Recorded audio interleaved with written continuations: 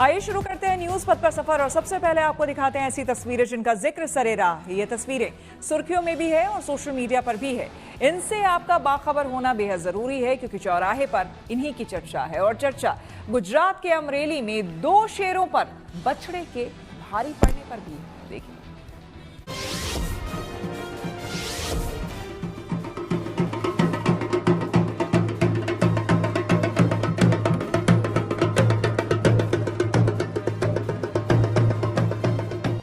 शीतकाल के लिए 4 धामों के कपाट बंद होने के बाद अब उत्तराखंड में शीतकालीन 4 धाम यात्रा में श्रद्धालु पूरे जोश के साथ शामिल दिखाई पड़े। शंकराचार्य अभिमुक्तेश्वर आनंद सरस्वती ने 2022 से इस शीतकालीन यात्रा का आयोजन शुरू किया था। इस बार 4 दिसंबर को हरिद्वार से उन्होंने अपनी यात्रा शुरू की थी, जो मंगलवार को धूमधाम के साथ अपने अंतिम पड़ाव ज्योतिर्मठ के नृसिंह मंदिर पहुंची।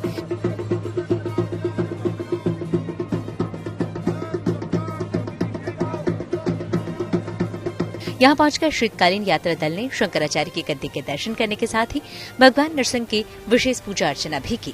बद्रीनाथ धाम के कपाट बंद होने के बाद शंकराचार्य जी की गद्दी शीतकाल में यहीं विराजमान होती है। ऐसे में यहीं पर शीतकाल में पूजा अर्चना का विधान है।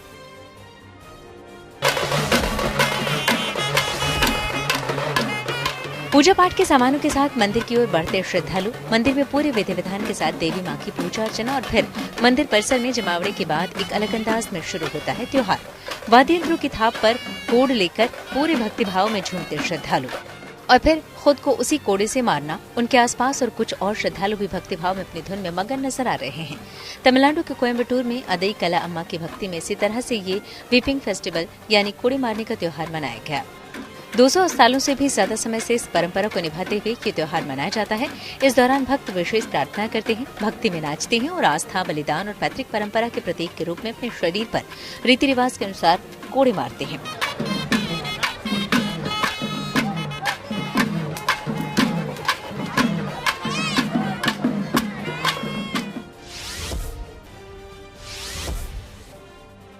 केरल के पथानामथिट्टा में ये कलाकार की उकेरी गई आकृतियां हैं जो लोगों को खूब आकर्षित कर रही हैं। वरा सौहृदयम नाम की इस आर्ट प्रदर्शनी में आर्टिस्ट मनु यूसुफ ने पंडलम नगर पालिका चुनाव के सभी 106 उम्मीदवारों के कैरिकेचर प्रदर्शित किए हैं। वाटर कलर और पेन का इस्तेमाल करके A4 शीट पर बनाई गई हर कलाकृति अलग अलग राजनीतिक पार्टियों के उम्मीदवारों की पर्सनालिटी को एक ही सार्वजनिक जगह पर दिखा रही है। जनता से मिली इस प्रदर्शनी को अच्छी प्रतिक्रिया को लेकर मनु यूसुफ बेहद खुश हैं। उनका कहना है कि इससे ये साबित होता है कि कला राजनीतिक मतभेदों से परे है। ये तस्वीरें बिहार की राजधानी पटना के संजय गांधी बायोलॉजिकल पार्क की है, जहां बड़ी संख्या में लोग पहुंचते हैं और तरह तरह के जीव जंतुओं का दीदार कर मुग्ध होते हैं। हालांकि ठंड बढ़ने के साथ इंसान से लेकर बेजुबानों तक का सुरक्षित रहना अहम होता है। इसी को ध्यान में रखते हुए पटना के चिड़ियाघर में इन बेजुबानों के लिए खास तरह के इंतजाम किए गए हैं। कंबल से लेकर पुआल के बिस्तर और इंसुलेटेड शेल्टर की व्यवस्था की गई है ताकि ठंड से इन्हें सुरक्षित रखा जा सके। ठंड को देखते हुए इनके खान पान का भी विशेष ध्यान रखा जा रहा है। गुजरात का अमरेली जिला शेरों के लिए भी जाना जाता है। यहाँ अक्सर शिकार की तलाश में शेर रिहायशी इलाकों में भी दिख जाते हैं। जाफराबाद इलाके के सरोवदा गांव में ऐसे ही 2 शेर शिकार की तलाश में घुस आए, लेकिन उनके साथ ऐसा कुछ हुआ जिसकी खूब चर्चा हो रही है और सीसीटीवी कैमरे में कैद उस वाकये का वीडियो वायरल हो रहा है। रात के समय गांव में घुसे दोनों शेर इधर उधर का मुआयना करते हैं, तभी उनकी नजर 2 बछड़ों पर पड़ी। एक शेर ने तेजी दिखाते हुए एक बछड़े का पीछा करना शुरू किया तो दूसरा शेर भी उसका पीछा करता है। हालांकि वो थोड़ा आगे जाकर लौट जाता है। लौट कर आया ये शेर एक बछड़े का शिकार करने की ताक में था। इससे पहले कि वो एक्शन में आता, वहां खड़े एक बछड़े ने सीधा शेर की ओर दौड़ लगा दी। शेर कुछ समझ पाता उससे पहले ही बछड़ा हमलावर हो गया। बछड़े की हिम्मत के आगे दोनों शेरों को वहां से दुम दबाकर जंगल की ओर भागना पड़ गया।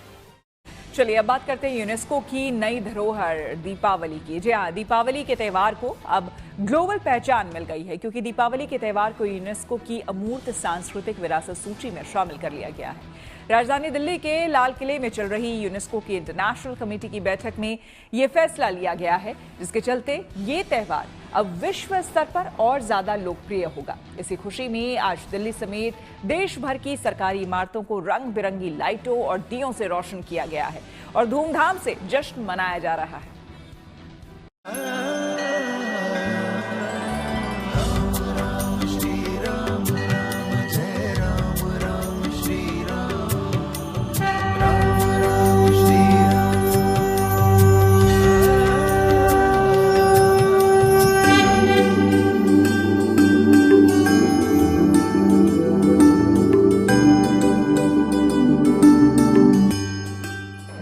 did not receive any requests for debate or amendment for this file.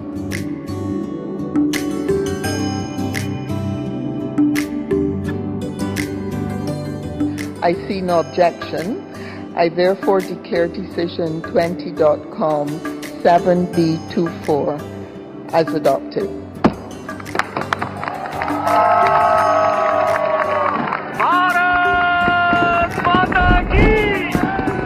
UNESCO ने जैसे ही दीपावली को अमूर्त धरोहर घोषित किया, पूरा हॉल तालियों की गड़गड़ाहट, राजा रामचंद्र की जय और भारत की जय के उद्घोष से गूंज उठा। हर तरफ राष्ट्रध्वज तिरंगा लहराने लगा, ढोल बजने लगे और कलाकार भी खुशी में झूम उठे। इन तस्वीरों को देखकर यूनेस्को की टीम भी मंत्रमुग्ध हो गई और मोबाइल कैमरे से उन्हें कैद करने से खुद को रोक नहीं सके। ये वो ऐतिहासिक लम्हा था जब हिंदुस्तान के सबसे बड़े त्योहारों में एक दीपावली को ग्लोबल पहचान मिली। I see no objection. I therefore declare decision 20.com 7B24 as adopted.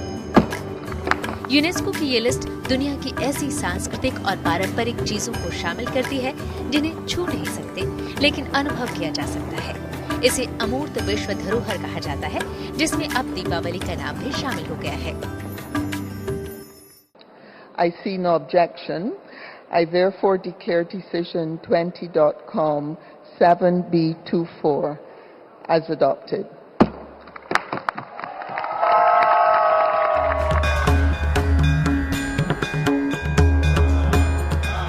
लेकिन बड़ी बात यह है कि भारत इस साल यूनेस्को की inter governmental committee for intangible heritage की 20वीं बैठक की मेजबानी कर रहा है, जो दिल्ली में 8 से 13 दिसंबर तक चलेगी।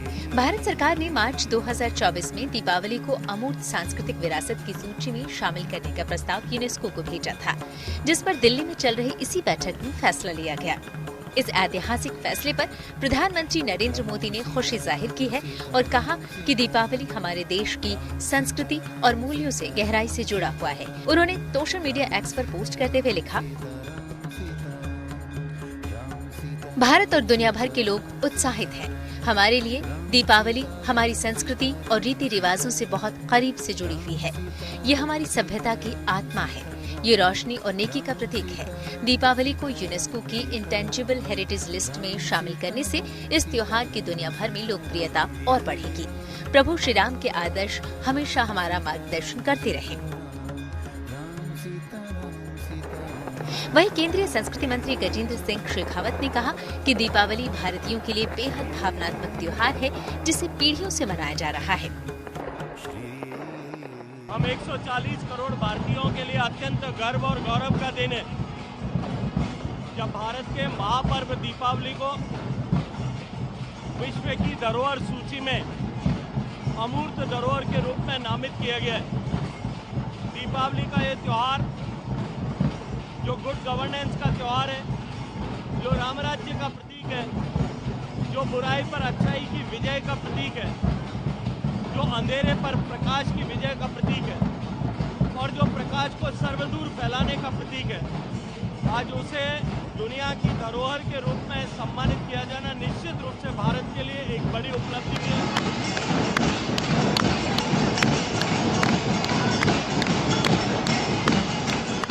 यूनेस्को की सूची में घाना, जॉर्जिया, कांगो, इथियोपिया और मिस्र सहित कई देशों के सांस्कृतिक प्रतीक भी शामिल हैं। भारत की सांस्कृतिक पहचान को वैश्विक स्तर पर नई पहचान मिलने की खुशी में देश भर में धूमधाम से जश्न मनाया जा रहा है।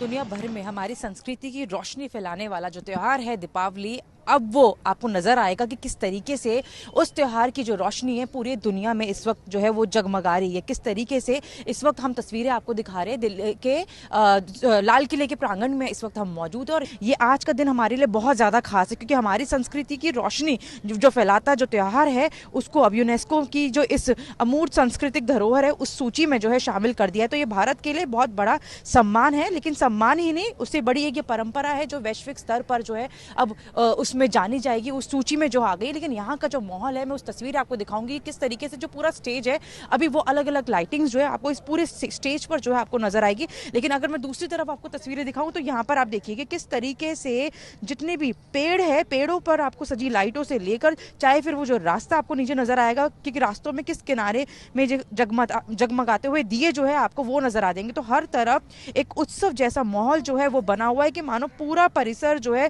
दिवाली की जो पारंपरिक आभा है उस चीज के अंदर जो है डूब गया हो। राजधानी दिल्ली के कई खास इलाके रंग बिरंगी रोशनी से जगमगाते नजर आ रहे हैं। लाल किला, चांदनी चौक, राष्ट्रपति भवन, सचिवालय सहित कई जगहों को रंग बिरंगी रोशनी से सजाया गया है। दिवाली अब ग्लोबल हो गई है। प्रभु श्री राम की महानता का डंका अब पूरे विश्व में बजेगा। यूनेस्को ने अपनी अमूर्त सांस्कृतिक विरासत की लिस्ट में दिवाली को शामिल कर लिया है। मतलब दिवाली को अब एक ग्लोबल पहचान मिल गई है। और इसी खुशी में आज दिल्ली में जगह जगह कई इलाकों को इस तरह से सजाया गया है। पूरी दिल्ली में आप कहीं भी जाएंगे तो कई मुख्य जगहों को इस तरह से रंगीन लाइटों से सजाया गया है, नहलाया गया है। ठीक वैसे जैसे हम दिवाली पर अपने शहर को, अपने घर को सजाते हैं। और इस वक्त चाहे आप इंडिया गेट चले जाएं, चाहे कर्तव्य पथ चले जाएं या राष्ट्रपति भवन के आसपास कहीं भी जाएंगे तो आपको इस तरह का ही नज़ारा दिखाई पड़ेगा। दिल्ली सरकार के कई सारे सरकारी कार्यालयों को भी, सचिवालय हो चाहे विधानसभा हो, उन्हें भी इसी तरह की रोशनी से नहलाया गया है, सजाया गया है। दिल्ली के अलावा देश के अलग अलग हिस्सों में तमाम सरकारी और ऐतिहासिक इमारतों को रंग बिरंगी झालरों और दीयों से ठीक वैसे ही रोशन किया गया है जैसा 20 अक्टूबर को दीपावली के मौके पर किया गया था।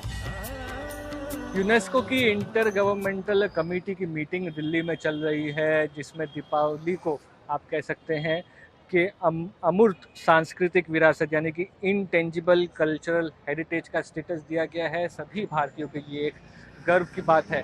आप देखेंगे कि कई जगह हैं जो इंस्टॉलेशंस है पूरे देश भर में, वहाँ पर दीपोत्सव यानी कि दीप जल रहे हैं, इस तरह की लाइटिंग की गई है। फिलहाल हम मुंबई में हैं। मुंबई में छत्रपति शिवाजी महाराज टर्मिनस की जो यूनेस्को बिल्डिंग है वो आप हमारे पीछे देख सकते हैं। इसमें जो लाइटिंग दीप की गई है, ज्योति की गई है, वो देख सकते हैं। और ये खासकर इसलिए की गई है क्योंकि ये जो मीटिंग दिल्ली में हो रही है वो एक तो इम्पोर्टेंट अवसर, और उस मीटिंग में आप कह सकते हैं कि intergovernmental committee for safeguarding of the intangible cultural heritage, जिसमें दीपावली को आप कह सकते हैं इंटेंजिबल कल्चरल हेरिटेज का जो दर्जा है वो दिया गया है। इसकी अनाउंसमेंट जो फॉरेन मिनिस्टर है एस जयशंकर, उन्होंने भी की है। और उसके साथ साथ ये 20वां सेशन है जो कि दिसंबर 8 से 13 तक रेड फोर्ट में इंटर गवर्नमेंटल कमेटी का हो रहा है। और उसमें दीपावली को इस तरह तक अमृत सांस्कृतिक जो हेरिटेज है उसका दर्जा देना एक खुशी की बात है। और इसीलिए जो इम्पोर्टेंट इंस्टॉलेशन है पूरे देश में, उसमें इस तरह की लाइटिंग जो है वो की गई है। फिलहाल यूनेस्को की इस विशेष लिस्ट में भारत की 15 धरोहरें पहले से अमूर्त विश्व धरोहर की सूची में जगह बना चुकी हैं। इसमें कुंभ मेला, योग, वैदिक मंत्रोच्चार, रामलीला, कोलकाता की दुर्गा पूजा, गरबा, छऊ नृत्य, बौद्ध मंत्र जाप की हिमालयी परंपरा और नवरोज शामिल हैं। दीपावली के जुड़ने से ये संख्या 16 हो गई है। यही नहीं, इस लिस्ट में जल्द ही भारत का एक और पर्व शामिल हो सकता है। ये है लोक आस्था का महापर्व छठ। भारत सरकार ने छठ पूजा को भी अमूर्त सांस्कृतिक विरासत सूची में शामिल करने का प्रस्ताव यूनेस्को को भेजा है। यूनेस्को के इस कदम से न सिर्फ भारतीय परंपराओं को संरक्षित करने और विश्व भर में उनके महत्व को बढ़ाने में मदद करेगा, बल्कि इससे भारतीय सांस्कृतिक धरोहर को और मजबूती मिलेगी।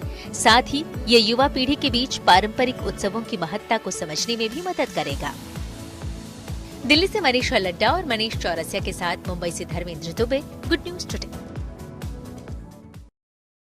पाकिस्तानी गोलीबारी में उजड़े घरों को बनाने में जुटी है भारतीय सेना। आइए सीधे आपको लिए चलते हैं न्यूज एक्सप्रेसवे पर, जहां देश भर की कुछ और जरूरी खबरें कर रही हैं आपका इंतजार।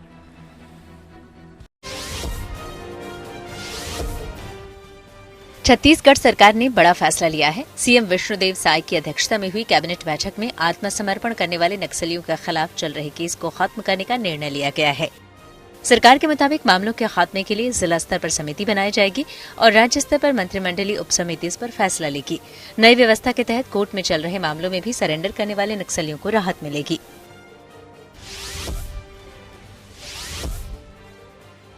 ग्लोबल सॉफ्टवेयर दिग्गज कंपनी माइक्रोसॉफ्ट ने भारत सरकार के साथ मिलकर एक बड़ी पहल की है। माइक्रोसॉफ्ट श्रम एवं रोजगार मंत्रालय के साथ मिलकर सरकारी रोजगार प्लेटफॉर्म्स पर एआई संचालित चैटबॉट्स शुरू करेगा, जो कामगारों को जरूरी जानकारी प्रदान करेगा और प्रक्रियाओं को आसान बनाएगा। साथ ही माइक्रोसॉफ्ट अपनी 15,000 से ज्यादा कंपनियों और पार्टनर्स को भारत के एनसीएस यानी नेशनल करियर सर्विस प्लेटफॉर्म से जोड़ने में भी मदद करेगा। इससे देश के लोगों को ज्यादा नौकरी के अवसर मिलेंगे। इसे लेकर आज भारतीय श्रम और रोजगार मंत्रालय ने केंद्रीय मंत्री मनसुख मंडाविया और माइक्रोसॉफ्ट के सीईओ सत्य नडेला की मौजूदगी में एमओयू पर हस्ताक्षर किए। एलओसी से सटे इलाकों में पाकिस्तानी गोलाबारी से प्रभावित लोगों के जीवन को फिर से पटरी पर लाने में भारतीय सेना उनकी मदद कर रही है। उनके तबाह हुए घरों को बसाने में मदद कर रही है। तस्वीरें कुपवाड़ा के तंगधार इलाके की हैं, जहां ऑपरेशन सिंदूर के दौरान पाकिस्तानी तोपखाने की भारी गोलाबारी से आम नागरिकों की संपत्ति को भारी नुकसान पहुंचा था। अब सेना की मदद से यहां कई क्षतिग्रस्त आवासीय मकानों का पुनर्निर्माण किया जा चुका है, जबकि कई मकानों में निर्माण का काम चल रहा है। हरियाणा में बाढ़ प्रभावित किसानों को मुआवजा मिला। सीएम नायब सिंह सैनी ने आज चंडीगढ़ में किसानों को मुआवजा राशि वितरित की। उनके मुताबिक 53,821 किसानों को 116 करोड़ रुपए का मुआवजा दिया गया। इनमें सबसे ज्यादा चरखी दादरी के किसानों को 23.55 करोड़ रुपए मिले, जबकि हिसार के किसानों को 17.82 करोड़ और भिवानी के किसानों को 12.15 करोड़ रुपए का मुआवजा दिया गया। ये सबसे अधिक बाढ़ प्रभावित जिले थे। राजस्थान के महाजन फील्ड फायरिंग रेंज में भारत और मलेशिया की सेनाओं के बीच संयुक्त सैन्य अभ्यास हरिमो शक्ति 2025 जारी है। इस सैन्य अभ्यास में दोनों देशों की सेनाएं आतंकवाद विरोधी अभियान का साझा अभ्यास कर रही हैं। इनमें दोनों सेनाओं के बीच बेहतर तालमेल नजर आ रहा है। दोनों देशों की सेना का ये संयुक्त अभ्यास 18 दिसंबर तक चलेगा। इसमें भारतीय सेना की ओर से डोगरा रेजिमेंट के सैनिक भाग ले रहे हैं, जबकि रॉयल मलेशियन आर्मी की ओर से 25वीं बटालियन के सैनिक शामिल हैं। चलिए अब बात पंच कल्याण प्रतिष्ठा महोत्सव की। उत्तर प्रदेश के सहारनपुर में जैनियों के पंच कल्याण प्रतिष्ठा का भव्य आयोजन हुआ है। काशी नगरी की तर्ज पर सजे विशाल परिसर में हजारों श्रद्धालुओं की भीड़ उमड़ी और वातावरण भक्ति, अनुशासन और आध्यात्मिक उल्लास से सराबोर दिखा। जैन मुनि प्रणमय सागर महाराज इस उत्सव में शामिल हुए, जिससे कि उसकी भव्यता और ज्यादा बढ़ गई। वहीं श्रद्धालु भी उनके दर्शन कर भाव विभोर हो उठे।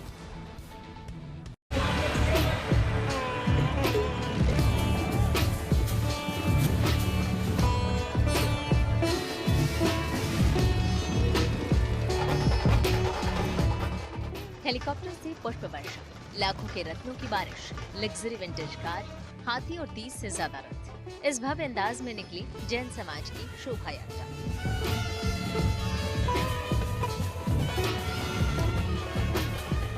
हवा में उड़ते पुष्प, नीचे उमड़ती भीड़ और शोभा यात्रा की ये तस्वीरें सहारनपुर ने पहली बार देखी। दावा किया जा रहा है कि कुबेर झांकी पर सवार श्रद्धालुओं ने लाखों के असली हीरे जवाहरात और धन वर्षा की, जिसे देख श्रद्धालु आश्चर्य और आनंद से भर उठे।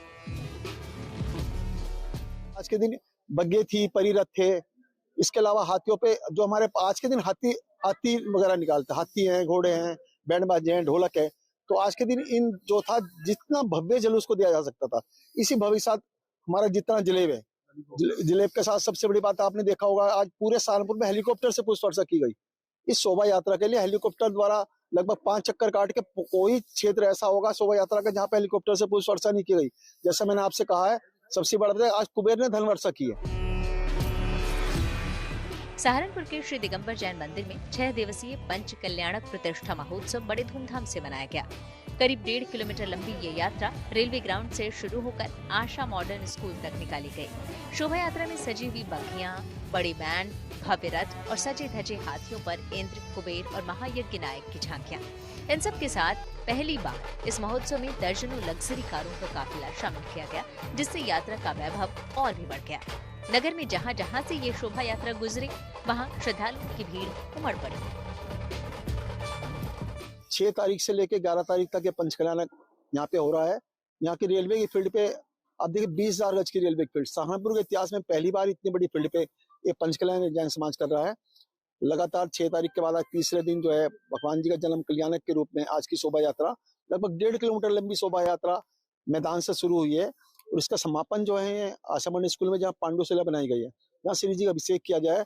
हमारे यहाँ पूरे हिंदुस्तान से दूर दूर के बैंड, बॉम्बे से बैंड, इसके अलावा हमारे बैंडों के साथ बग्गी है, परिरथ है, हाथी हैं, हमारे जितने पात्र हैं, चाहे सौधर्मेंद्र हो, कुबेर हो, यज्ञनायक हो, दूसरे पात्र हो, सब हाथियों पे सवार हो। और एक सबसे बड़ी बात आप लोगों ने देखी होगी, पूरे सहारनपुर ने देखी, सभी समाज के लोगों ने। प्रभु जन्म कल्याणक महोत्सव की शोभा यात्रा सहारनपुर के इतिहास की सबसे विशाल और अलौकिक यात्रा मानी जा रही है। जैन मुनि प्रणम्य सागर महाराज इस उत्सव में शामिल हुए, जिससे इसकी भव्यता और बढ़ गई और श्रद्धालुओं के दर्शन कर भाव विभोर पहुंचे। आप सबको पता है कि सहारनपुर में चंदनगर जैन समाज द्वारा नवनिर्मित 24 का निर्माण किया जा रहा है और ये जग जाहिर है आपके जब भी कोई मंदिर में नवनिर्माण होता है तो उसकी विधि प्रतिष्ठा पंचकल्याणक होता है। ये पंचकल्याणक पिछले 6 महीने से प्रस्तावित था और पूरा जैन समाज इस निर्माण के साथ साथ पंचकल्याणक के लिए जुटा था। पर आचार्य श्री विद्यासागर जी के परम शिष्य मुनि प्रणव सागर जी महाराज के सानिध्य में ये प्रोग्राम संपन्न हो रहा है। बता दें कि सहारनपुर में नव 24 का निर्माण किया जा रहा है और जब भी जैन मंदिरों में कोई नव निर्माण होता है तो उसकी वेदी प्रतिष्ठा का पंच कल्याणक होता है। इसलिए पूरा जैन समाज इस निर्माण के साथ साथ पंच कल्याणक करने के लिए जुटा हुआ था। सहारनपुर से अनिल कुमार भारद्वाज के साथ bureau report, good news today. News पथ पर आ गए हैं धन बाजार, जहां शेयर बाजार से लेकर कारोबार तक की सभी अहम खबरें होती हैं, जिसका सीधा रिश्ता आपकी आमदनी आपकी जेब से होता है। तो तेज रफ्तार खबरों के बीच ये जरूरी खबरें छूट ना जाए, इसलिए सीधे आपको लिए चलते हैं धन बाजार।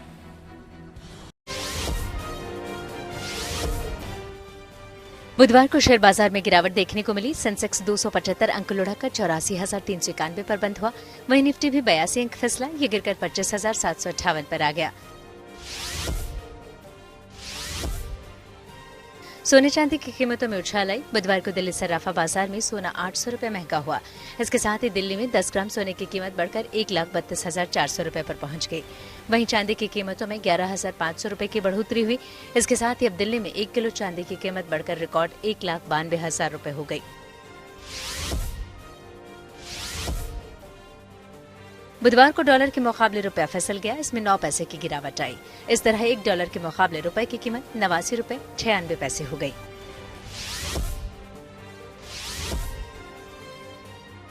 किया मोटर्स ने अपनी नई जनरेशन किया सेल्टॉस को भारतीय बाजार में पेश कर दिया।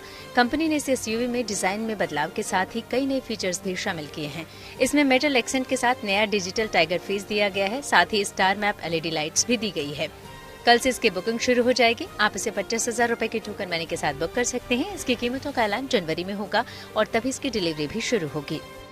न्यूज पथ के सफर में अब सोशल अड्डा का रुख करते हैं, जहां आज बात होगी दिलचस्प स्टोरी की, जिसकी सोशल मीडिया पर खूब चर्चा हो रही है। हम और आप कहीं बाहर खाना खाने जाते हैं या किसी होटल में ठहरते हैं तो कई बार वहां मौजूद स्टाफ को खुशी से कैश में टिप भी देते हैं। सोचिए, इसी टिप के पैसों से क्या कोई कार भी खरीद सकता है? दरअसल महाराष्ट्र के एक शख्स ने सोशल मीडिया पर ऐसी ही एक पोस्ट की है और दावा किया है कि मुंबई के रहने वाले दरअसल प्रवीण जोशीलकर ने यह दावा किया है उसने सिर्फ टिप के पैसों से 10 लाख रुपए की कार खरीदी।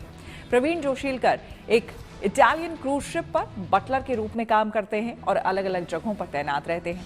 क्रूज शिप पर बिजनेस क्लास और लग्जरी केबिन्स में रुकने वाले यूरोपीय और अमेरिकी गेस्ट बटलर्स को भारी भरकम कैश टिप में देते हैं और प्रवीण इसी टिप से अपनी जिंदगी चलाने का दावा करते हैं। उन्होंने अपने इंस्टाग्राम अकाउंट पर कार के साथ एक तस्वीर शेयर करते हुए लिखा है कि 10 लाख रुपए की ये कार उन्होंने सिर्फ टिप मनी से खरीदी। इसके लिए प्रवीण ने अपने यूरोप और अमेरिका के सभी क्रूज शिप गेस्ट्स का आभार जताया है, जिन्होंने उसे बड़ी टिप दी है।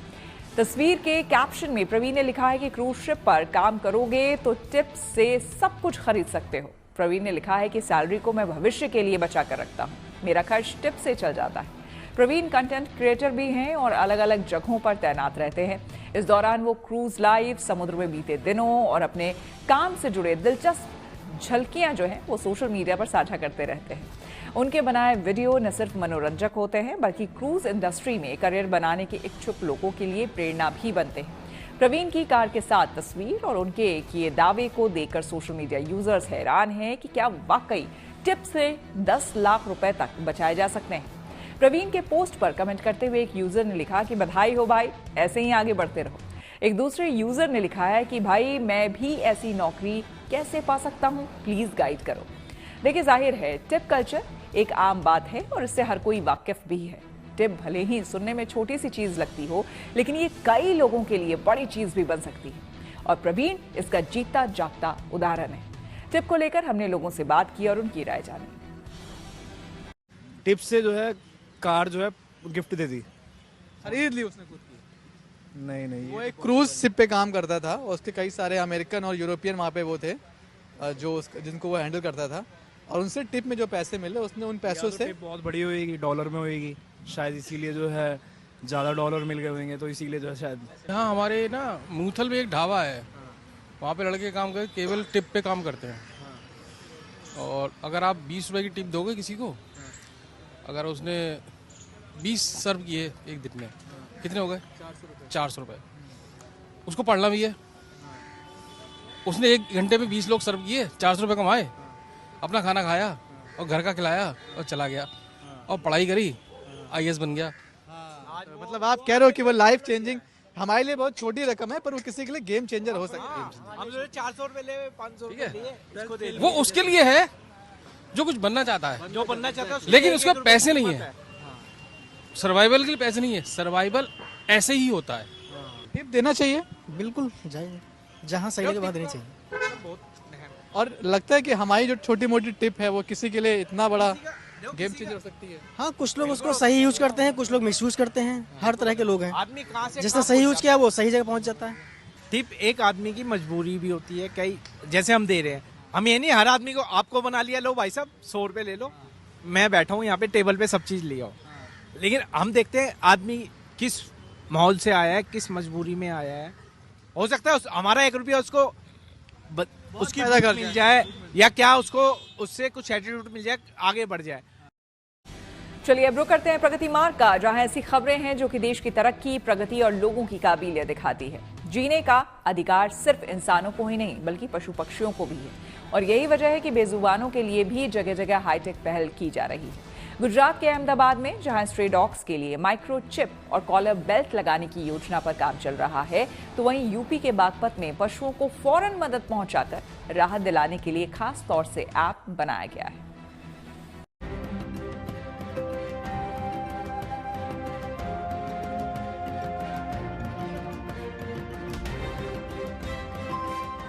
जिंदगी किसी की भी हो, अनमोल होती है, चाहे वो इंसान हो या फिर बेजुबान।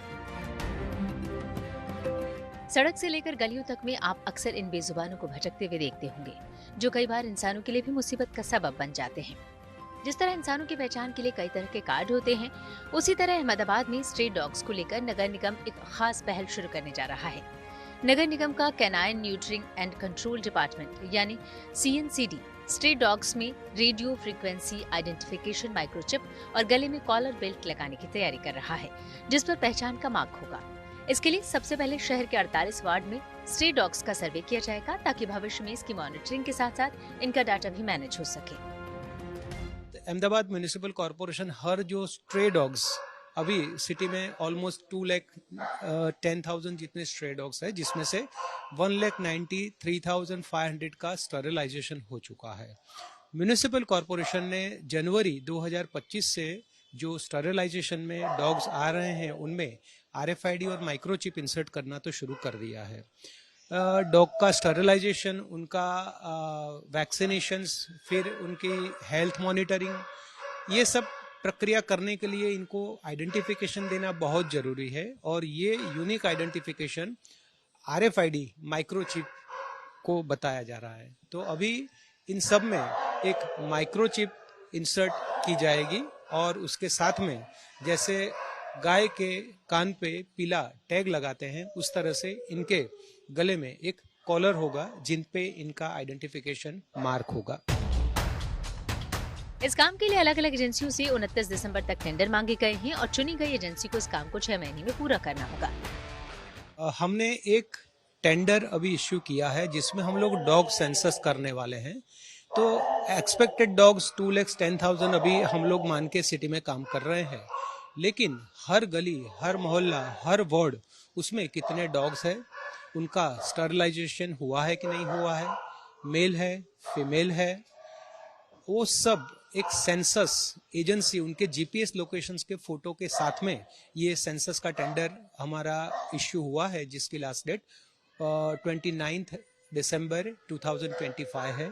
तो एक आध महीने में इसका ये टेंडर हम लोग फाइनल करके एजेंसी को वर्क ऑर्डर भी देंगे और ये सारे क्राइटेरिया रख के 6 महीने में इनका डॉग सेंसस का हमारा काम पूरा होगा। देश में पहली बार स्ट्रे डॉग्स को लेकर इस तरह की पहल की जा रही है, जिससे कि उनकी समुचित देखभाल हो सके। इन स्ट्रे डॉग्स का पूरा एक डेटाबेस भी तैयार किया जाएगा। फिलहाल तो RFID चिप इंसर्ट की जा रही है। एक टेंडरिंग प्रक्रिया के बाद एक कॉलर बेल्ट भी जो आवारा कुत्ते हैं उनके गले में लगाए जाएंगे, ताकि उन्हें ट्रैक किया जा सके और जिस प्रकार की उनको वैक्सीनेशन की भी जो कार्यवाही है या किसी भी प्रकार का उनका देखभाल रखना है, तो आने वाले दिनों में ये काम आसान भी हो सके। अहमदाबाद के अलावा यूपी के बागपत में भी बेजुबानों की बेहतरी के लिए खास पहल की गई है। बागपत फॉर एनिमल्स नाम से एक ऐप लॉन्च किया गया है, जिसके जरिए सड़क पर घायल बेजुबानों को सीधे मदद मिल सकेगी। डीएम अस्मिता लाल की पहल पर प्रशासन और पशु कल्याण स्वयंसेवकों की साझा कोशिशों से विकसित इस ऐप में पूरे जनपद के पशु चिकित्सकों और चिकित्सालयों का डाटा है। सभी पंजीकृत पशु कल्याण स्वयंसेवकों की लिस्ट, कॉन्टैक्ट नंबर, लोकेशन और उपलब्धता की सटीक जानकारी के साथ ही घायल या बीमार पशु की तत्काल मदद मांगने का विकल्प मौजूद है। जब हम चिकित्सक वाली लिस्ट पे क्लिक करते हैं तो इसमें सभी का यहाँ पे उनका जो विकास खंडवार, इसमें यहाँ पे डॉक्टर के नंबर दिए गए हैं। तो इस पे क्लिक करके सीधा डायल का ऑप्शन आता है मोबाइल पे और इनसे सीधे संपर्क हम कर सकते हैं। दूसरा इसमें ऑप्शन है कि अपने नज़दीकी पशु कल्याण स्वयंसेवक से संपर्क करें। जब हम इसे ओपन करते हैं तो ये हमारा जनपद बागपत का मैप है जो पूरा कवर है। तो जहाँ जहाँ पे हमारे वॉलंटियर सब फैले हुए हैं उनकी यहाँ पे इन्फॉर्मेशन है। तो इन वॉलंटियर से संपर्क करके तुरंत इन्हें किट भी हम दे चुके हैं। तो ये सभी हमारे स्वयंसेवक वेल इक्विप्ड हैं और किसी भी ऐसी कोई भी अगर सिचुएशन आती है जहाँ पे सहायता चाहिए तो ये वॉलंटियर तुरंत उसके लिए एक रैपिड एक्शन फोर्स की तरह ये वहाँ पे पहुँच के पूरी सहायता करते। इस ऐप में जल्द एक और फीचर जुड़ने वाला है, जिसमें पशु क्रूरता की शिकायत दर्ज करने की सुविधा भी होगी। इस पहल के जरिए संवेदना को व्यवस्था से जोड़ने की कोशिश की जा रही है। जनपद बागपत में हमने एक ऐप लॉन्च किया है, बागपत फॉर एनिमल्स। काफ़ी सारे ऐसे हमने इनिशिएटिव्स लिए हैं पशु पक्षियों के लिए, तो उसी को एक जगह हमने कंपाइल किया है और जितने भी चिकित्सालय हैं जनपद में और सरकारी और प्राइवेट, उन सभी का उस पे लोकेशन है गूगल मैप्स पे। और इसके अलावा जितने भी स्वयंसेवक हमने पिछले कुछ महीनों में उनको हमने एनरोल किया है, सभी स्वयंसेवक उनकी लोकेशन कहाँ है, ताकि लोगों को जितने भी पशु पक्षी मिलते हैं जिनको वो रेस्क्यू करना चाहते हैं, कोई बीमार है या किसी एक्सीडेंट हो जाता है किसी एनिमल का, तो वो वहाँ पे कॉल करके ऐप को यूज़ करके वो संपर्क कर सकते हैं हमारे वॉलंटियर्स से भी और हमारे पशु चिकित्सालयों से और वेटनरी ऑफिसर्स के, सभी के संपर्क सूत्र वहाँ पर प्रोवाइड। इस प्रयास में तकनीकी सहयोग किया है राज्य युवा पुरस्कार से सम्मानित अमन कुमार और उनकी टीम ने। बड़ा ही सिंपल है। इस ऐप को हमने इसका एक लिंक डेवलप किया है और इसका एक QR कोड भी हमने डेवलप किया है। उसको डिसेमिनेशन उसका बहुत व्यापक लेवल पे किया जा रहा है प्रशासन के सहयोग से। नागरिक जो है उस QR कोड को स्कैन करेंगे या लिंक पे क्लिक करेंगे तो उस पे सभी डॉक्टर्स की, सभी वॉलंटियर्स की कॉन्टैक्ट इन्फॉर्मेशन सिंक है। उसके माध्यम से वो हमें इन्फॉर्म करेंगे और वहाँ पे तुरंत सहायता पहुँचाई जाएगी। फिलहाल बागपत के 244 में से 50 गांव में वॉलंटियर एक्टिव हैं, जिनके जरिए बेजुबानों को फौरन राहत पहुंचाना संभव हो पाएगा। अहमदाबाद से तुल तिवारी और बागपत से मनुदेव के साथ bureau report, good news today.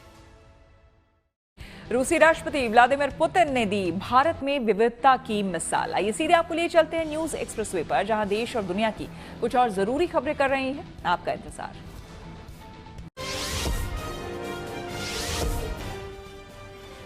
हाल ही में भारत दौरा कर लौटे रूस के राष्ट्रपति व्लादिमीर पुतिन ने भारत की सबसे बड़ी खासियत की तारीफ की। रूसी राष्ट्रपति ने भारत की विविधता में एकता की संस्कृति को दुनिया के लिए मिसाल बताया। उन्होंने कहा कि मुझे भारत का विविधता में एकता का सिद्धांत काफी प्रभावित करता है। मैंने देखा कि 1.5 अरब की आबादी वाले भारत में अलग अलग तरह की भाषा और संस्कृति वाले लोग रहते हैं। भारत में अलग अलग हिस्सों में खान पान और भाषा बदल जाती है, यहाँ तक कि कई मौकों पर वे एक दूसरे को भी नहीं समझते हैं। इसके बावजूद वो एक साथ बंधे हैं, जो दुनिया के लिए सीख लेने वाली बात है। दुनिया भर में क्रिसमस की तैयारियां जोरों पर है। ऐसे में गाजा में भी नन्हे बच्चे क्रिसमस की तैयारियों में जुटे हैं। यहाँ बच्चों को चर्च की सजावट में शामिल किया गया है, तो वहीं क्रिसमस ट्री को भी रंग बिरंगी लाइटों से सजाया जा रहा है। चर्च के मुताबिक यहाँ बच्चों के लिए खासतौर पर क्रिसमस की एक्टिविटीज का आयोजन किया गया है, ताकि इनके मन पर युद्ध का असर कुछ कम हो सके और लोग युद्ध के माहौल से बाहर निकल सकें।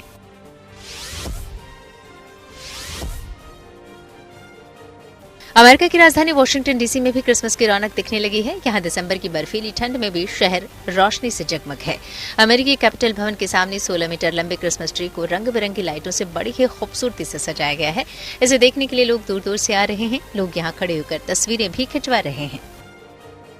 आईसीसी की जारी रैंकिंग में टीम इंडिया का वर्चस्व। खेल जगत से जुड़ी ऐसी इंटरेस्टिंग खबरों को जानने के लिए आइए सीधे चलें खेल चक्कर।